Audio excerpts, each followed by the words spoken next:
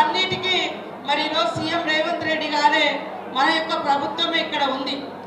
ఈ జిల్లాలో మరి ఈ ఉమ్మడి జిల్లాలో 4 ఎమ్మెల్యే సీట్లు గెలిస్తే ఈ పార్లమెంట్లో ఒక్కడే బొజ్జు గారు ఒకే ఎమ్మెల్యే ఉన్నాడు. మేము మొన్న ఎంపీగా చాలా కష్టపడ్డాం. కానీ కొంతమంది ఇంకా కుల విద్వేషాలు, మత విద్వేషాలు, దేవుణ్ణి రాజకీయంలో తీసుకురావడం, దీంతో ఇంకా అటు ఇటు అయింది. కానీ నేను ఒకటే చెప్తా ఉన్నా, దయచేసి రాజకీయ పార్టీ నాయకులు మేమేం చేస్తామో ప్రజలకు వాగ్దానం అది ఉండాలి. దేవుళ్ళు, మతాలు, కులాలు అనేది అది వ్యక్తిగత విశ్వాసం, వ్యక్తిగత నమ్మకం. అది గుండెల్లో ఉంటుంది, గుడిలో ఉంటుంది, మన ఇంట్లో ఉంటుంది. కానీ రాజకీయాల కాడికి వచ్చినప్పుడు, సేవ కాడికి వచ్చినప్పుడు, నేను ఇందాక నరేందర్ అన్న చెప్పింది, దయచేసి అక్కడటువంటి వాళ్ళందరూ కూడా కొద్దిగా సైలెన్స్ ఉన్నారు.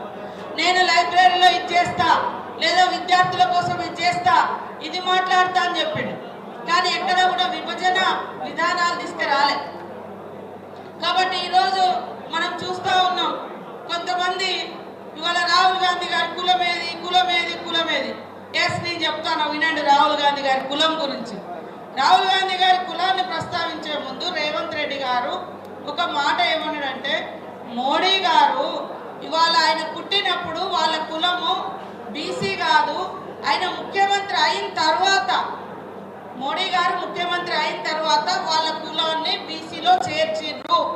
అందుకనే కులగణన మీద ఇంట్రెస్ట్ చూపుతలేడు. బీసీలకు దేశవ్యాప్తంగా కులాన్ని, బీసీల కులగణన చేపట్టాలని మా రాహుల్ గాంధీ గారు మాట్లాడితే, మీరు చేయడం లేదు, మీకు నిజంగా బీసీల మీద చిత్తశుద్ధి లేదు. ఎందుకు అంటే, మీరు పుట్టినప్పుడు మీ క్యాస్ట్ అందులో లేదు బీసీలల్లా. మీరు ముఖ్యమంత్రి అయిన తర్వాత గుజరాత్లో చేసుకున్నారు. ఇప్పుడు కూడా పిఎంఓ ఆఫీస్లో బీసీలకు అసలు ఆప్షనే లేదు. 5-6 మంది తప్ప ఐఏఎస్ ఐపీఎస్లు ఎక్కువ లేనే లేదు, మొత్తం అప్పర్ వాళ్ళే ఉన్నారు అని రాహుల్ గాంధీ అట్టడుగు వర్గాల కోసం నిరంతరం తప్పిస్తూ ఉన్నాడు. ఆయన ఏం కులం అని ఇవాళ బీజేపీ నాయకులు ఎప్పుడు ఎలక్షన్స్ వచ్చినా ఇదే కులాలు, మతాలు, కుటుంబాల ముచ్చట తీస్తారు. ఎస్, రాహుల్ గాంధీ గారు ఈ దేశం కోసం త్యాగం చేసినటువంటి అగర్భ శ్రీమంతుడుగా ఉన్నటువంటి మోతీలాల్ నెహ్రూ ముని మనుమడు రాహుల్ గాంధీ గారు. ఇవాళ ఈ దేశం కోసం, ఈ దేశ స్వతంత్రం కోసం సర్వం త్యాగం చేసి ఒక శ్రీమంతుని కొడుకుగా, మోతీలాల్ నెహ్రూ కొడుకుగా పుట్టినటువంటి మరి నెహ్రూ గారు 9 సంవత్సరాలు ఈ దేశ స్వతంత్ర పోరాటంలో జైలుకు పోయి వచ్చినటువంటి కుటుంబం నుంచి వచ్చినటువంటి వారు రాహుల్ గాంధీ గారు.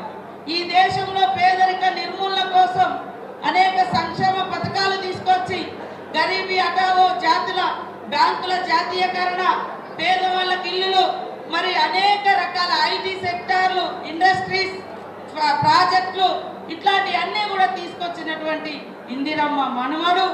మరి అదేవిధంగా 21 సంవత్సరాలకే మరి ఓటు హక్కును తీసుకొచ్చినటువంటి మన రాజీవ్ గాంధీ గారి యొక్క కొడుకు.